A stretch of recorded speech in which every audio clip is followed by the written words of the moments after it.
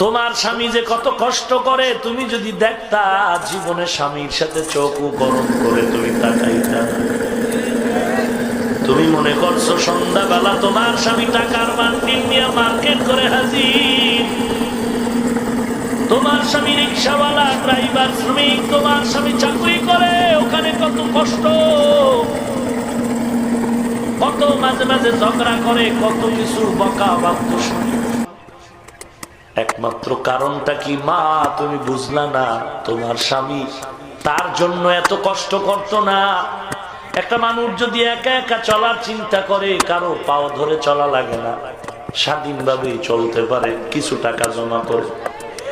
কিন্তু তোমার স্বামী এত কষ্ট করে কেন? মানুষের গালি শুনে, কত গালি, কত ঝগড়া, কত সময় মারপিট হয়। শুধু একমাত্র কারণ, আমার এই কষ্টের কামাই রুজির থেকে আমার স্ত্রী খাবে, আমার সন্তান খাবে, তাদের মুখে হাসি আসবে। ও আম্মা জান, তুমি যদি বলো না স্বামী তুমি ঘরে থাকো, আমি কামাই করে খাওয়াই, মা তুমি কামাই করে স্বামীরে খাওয়াইবা, এজন্য তো আল্লাহ এ নিজাম বানায় না।